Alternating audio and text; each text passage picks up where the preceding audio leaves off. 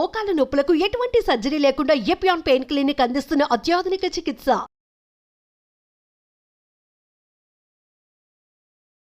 నమస్తే, welcome to Suman TV. ప్రస్తుతం మనతో పాటు ఉన్న డాక్టర్ యశ్వంత్ గారు, న్యూరాలజిస్ట్ నుంచి. సో సార్తో మాట్లాడి హెల్త్ గురించి మరికొన్ని అప్డేట్స్ తెలుసుకుందాం. నమస్తే సార్. నమస్తే అండి. సార్, ఈరోజు న్యూరాలజిస్ట్ అనగానే అందరికీ నరాల బలహీనత నాకుంది, ఇవన్నీ కామన్గా మాట్లాడుతూ ఉంటాము.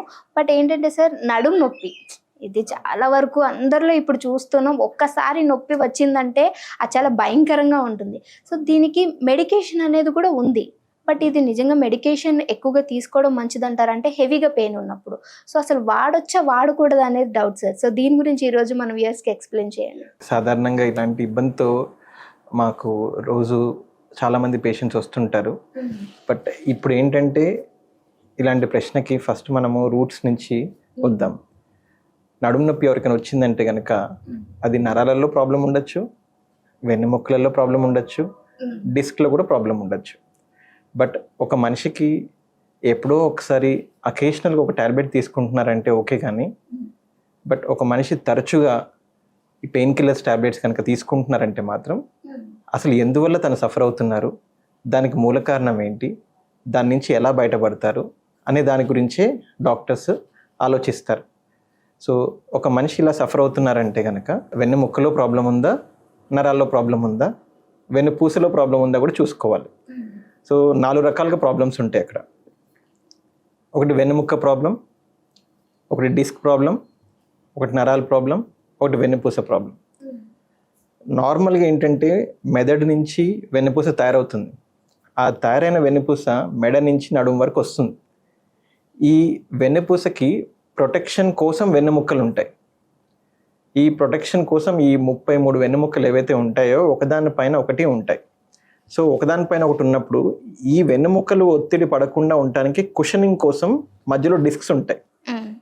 మామూలుగా మనం ఏవైతే డైలీ లైఫ్ చేస్తుంటామో దాంట్లో ప్రొలాంగ్డ్ సిట్టింగ్ ఉండేవాళ్ళు, ప్రొలాంగ్డ్ డ్రైవింగ్ చేసేవాళ్ళు, లేదంటే కనుక చాలా ఓవర్ వెయిట్ ఉన్నవాళ్ళు, లేకపోతే ఏమైనా ఇంజురీస్ అయిన వాళ్ళు, వీళ్ళకి నడుము మీద ప్రభావం పడుతుంది. దానివల్ల ఏదర్ కర్వేచర్లో ఇబ్బంది రావచ్చు, కొన్నిసార్లు అబ్నార్మల్ స్లీపింగ్ పోస్చర్ వల్ల రావచ్చు, కొన్నిసార్లు ఏదైనా బరువు లేపినప్పుడు రావచ్చు. ముందుకి వంగి అమాంతం ఒకటేసారి బరువు లేపితే కూడా దాని ప్రభావం నడుము మీద పడి కూడా రావచ్చు. 2 వెన్నెముక్కలు ఇట్లా ఒత్తుకోవడం వల్ల డిస్క్ బయటకు వచ్చి ఆ బయటకు వచ్చిన డిస్క్ నరం మీద ఒత్తిడి చేయడం వల్ల కూడా రావచ్చు. ఇంకా కొంతమంది ఏం చెప్తారంటే పొద్దున నిద్ర లేవగానే నాకు నొప్పి ఉందని చెప్తారు.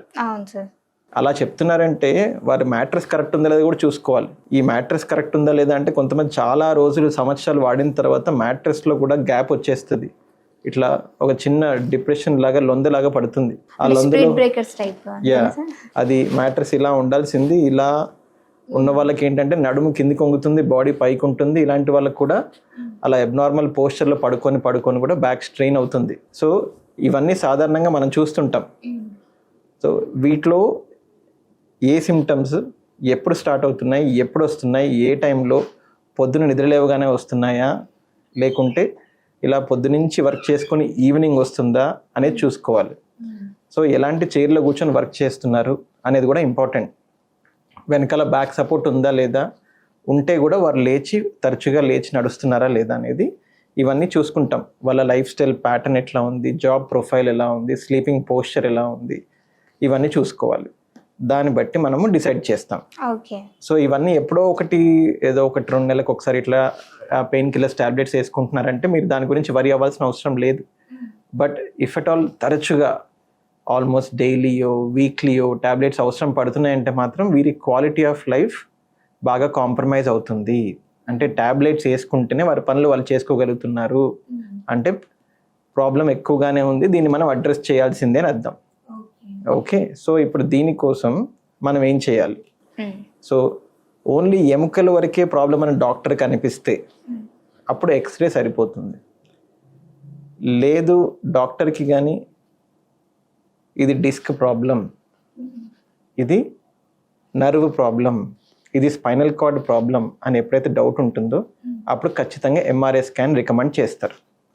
ఎందుకంటే ఎక్స్రేలో కేవలం ఎముకలు మాత్రమే కనిపిస్తాయి, ఎంఆర్ఐ స్కాన్లో మాత్రం మిగతా 3 కూడా కనిపిస్తాయి. ఓకే. ఓకే, సో నా సజెషన్, నా రికమెండేషన్ అయితే మాత్రం తరచుగా అయితే వేసుకోవద్దు. దాని నుంచి పూర్తిగా ఉపశమనం రావడానికి ఏం చేయాలో మనము దాని గురించి ఆలోచించాలి.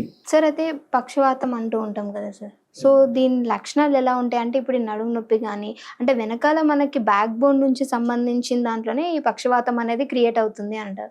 సో దీని లక్షణాలు ఎలా కనిపెట్టవచ్చు అంటారు? మీరు అన్నట్టుగా మామూలుగా వాడుక భాషలో పక్షవాతం అనే జనాలు వాడుతూ ఉంటారు. అది యూజువల్గా ఏంటంటే ఒక చెయ్యి ఒక కాలు 1/2 ఆఫ్ ద బాడీ పెరాలసిస్ వస్తుంది అని అర్థము. బట్ నడుము నొప్పి ఉన్న వాళ్ళకి సాధారణంగా చెయ్యి ఇన్వాల్వ్ అవ్వదు. ఓకే. కేవలం కాలుకు సంబంధించిన సిమ్టమ్స్ వస్తాయి. ఓకే, కేవలం నడుము వరకే ప్రాబ్లం ఉంది, పెయిన్ నడుము వరకే ఉంది అంటే దాన్ని లంబార్ స్పాండైలోసిస్ అంటాం. ఓకే. అలా కాకుండా అదే నడుము నొప్పి కాలుకు కూడా వస్తుంది అంటే మాత్రం దాన్ని లంబార్ రాడిక్యులోపతి అంటారు, లేదంటే కనుక షయాటికా పెయిన్ అంటారు. ఓకే. ఇది ఎందువల్ల వస్తుందంటే ఇందాక మనం మాట్లాడుకున్నట్టుగా ఈ వెన్నెముక్కల్లో కానీ డిస్క్లో కానీ ఏదైనా ప్రాబ్లం వచ్చి అది నరువు పైన ప్రెషర్ పెడుతుందంటే మాత్రం ఆ నరువు టచ్ అవ్వగానే కాలికి కూడా పెయిన్ స్టార్ట్ అవుతుంది. నరువు టచ్ అవ్వకపోతే మాత్రం పెయిన్ నడుము వరకే ఉంటుంది. నరువు ఎప్పుడైతే టచ్ అవుతుందో పెయిన్ మాత్రం కాలికి కూడా వస్తుంది. ఈ కాలుకి వెనక భాగంలో thigh back side, calf muscles back side కనుక పెయిన్ ఇట్లా కంటిన్యూటీ ఉందనుకోండి దాన్ని షయాటికా పెయిన్ అంటారు. ఓకే, దాని అర్థం ఏంటంటే ఒత్తిడి పడుతుంది. ఇది ఒత్తిడి పడుతున్నప్పుడు పెయిన్ వరకే ఉంటుంది. మనము దాన్ని పట్టించుకోకుండా ఇంకా ట్యాబ్లెట్లే వేసుకుంటున్నాం అనుకోండి జస్ట్ పెయిన్ రిలీఫ్ కోసం, మనం రూట్ కాజ్ని అడ్రస్ చేసినట్లు అవ్వట్లేదు. అక్కడ only temporary pain relief tablet వేసుకుంటున్నాం మనం అంతే. బట్ ఇప్పుడు ఆ సిచ్యువేషన్లో ఏం చేయాలంటే మనము రూట్ కాజ్ ఫైండ్ అవుట్ చేస్తే ఏమాత్రం ఒత్తిడి ఉంది ఎంఆర్ఐ స్కాన్లో తెలుస్తుంది. ఇది కొంచెం బెడ్ రెస్ట్ తీసుకోండి, ఈ ట్యాబ్లెట్స్ వాడండి, ఈ పోస్చర్స్ అవాయిడ్ చేయండి అని చెప్తే కనుక అప్పుడు మనకి కొంచెం డిస్క్ అనేది ఏదైనా వాపు ఉన్నా కానీ అది కొద్దిగా తగ్గుముఖం అవ్వడం మూలన నరం మీద ప్రెషర్ తగ్గుతుంది, కొంచెం పేషెంట్స్కి సిమ్టమ్స్ రిలీఫ్ అవుతుంది. అలా కాకుండా వాటి గురించి పట్టించుకోకుండా కేవలం ట్యాబ్లెట్లు వాడుతూ ఉండి ఆ ప్రొసీజర్స్, ఆ పోస్చర్స్ అంతే కంటిన్యూ చేస్తున్నట్టయితే కనుక నరం మీద ఒత్తిడి ఎక్కువైపోయినప్పుడు ఒకానొక పరిస్థితుల్లో ఆ టైంలో ఆ నరం బలహీనపడి కండరాలు కూడా బలహీనపడి అప్పుడు ఆ కాలు అనేది కండరాలు పడడం మూలాన వీక్ అయిపోయి పెరాలసిస్ సిమ్టమ్ స్టార్ట్ అవుతుంది. ఓకే, సో ఇక్కడ నుంచి ఇక్కడికి లింక్ అన్నట్టు దీంట్లో చాలా పెద్ద స్టోరీ ఉంది సార్.